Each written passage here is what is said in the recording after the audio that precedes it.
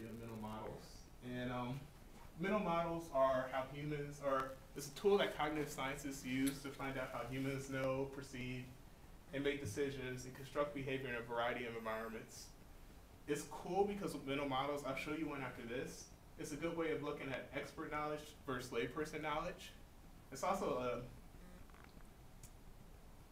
quantitative and qualitative components, which is kind of good because a lot of these projects, the Farmer Project, for instance, involves social sciences and natural sciences. A lot of times when you work with natural scientists, they want to see something quantitative beyond your survey, which is quantitative, but surprisingly what people consider quantitative. So it's good to have something that's obviously involves some formula and numbers underneath the mapping. And also, it gives you insight into the intent, format, and content of risk communication and how people view the stuff that's going on in risk communication. So this is really small, and you probably can't read it. And I did that on purpose because I didn't want to talk about it for very long. But this is an example of a mental model of how black farmers see microbial contamination. And there's a ton of stuff going on there, but it's really small, we can't read. But this kind of gives you some insight to what's going on. And underneath this model, there's a lot of other relationships going on, which make mental models very cool to work with. Because you can take this to a farmer, you can show them, and it's very easy to talk about. Or you can take it to a marketing person, but there's also more underneath when you have to actually publish a paper about it. And then my second project is very different from my first project, and it's working with open-air drug markets. Open-air drug markets are a fancy way of saying selling drugs on the corner. They call them open-air drug markets. So open-air drug markets or selling drugs on the corner have ruined communities. They make it tough for people to live in community, but at the same time, they've been very rough on the police to handle because when the police go into a community, they have to be very hands-on, and it ruins the connection between the police and the community. So this new intervention, which David Kennedy I can't remember what school he's in, but basically he's a very famous criminologist. He has a good connection between himself and other police, actual police in the field. So he came up with this thing called the drug market intervention. And basically it's a way of closing drug markets and improving the relationship between police and local communities. And it focuses on removing offenders from the situation, but at the same time offering help to the offenders. But if they don't take that help, you still remove them. Basically you want to make the community somewhere where people can live again. And it's really strange, this is awesome mental models work. I didn't know mental models work when I was in graduate school, so that's all I'm doing now.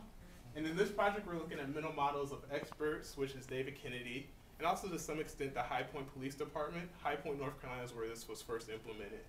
And also the community, the offenders, and the offenders' peers. And basically you want to see how each one of the groups look at this intervention, because we imagine there's going to be differences. So by looking at these differences and comparing them, we should have insight into how the DMI actually works, why it works, and where it may not be able to work. You might mention that's from The Wire. Yeah, those well, aren't real. No, these are not real people. And finally, on the teaching framework in Michigan State is this idea of conservation criminology, which is a very exciting idea, which it's a conceptual framework, but it's also a teaching program, which I think is really different because just not classes, but also theory that we're trying to develop. And basically, this is a way of looking at environmental crime and other natural resource processes via the integration of criminology, the natural resource disciplines, and risk and decision sciences. We just submitted a paper to a criminology journal. So this is much more than just teaching, but it's very much an idea that we're just developing now. And hopefully in a year or so it'll be much more developed and we can use it as a framework for research. It's also a certificate program that consists of 3 classes, International Environmental Risk. If there's students in here, you should look for these classes because they're great and they're online and you should just take them. Actually, Dr. Meredith Gore teaches that course. She's in back. You should raise your hand. Okay. Corporate environmental risk. these are both really good classes. I mean, I'm just not saying that. It's true. Dr. Carol Gibbs, who's not here, she teaches that. And finally, environmental risk perception and decision making, which I teach, and also is a really good course. I'm a modest guy, but it's a really good course. So if you're a grad student, you should probably sign up for it. They're all online. I think that's it. If you have any questions, here's my contact information. Conservation Criminology, you should check it out. We developed a website. And this symbol here in the corner is actually our logo. So that's kind of cool.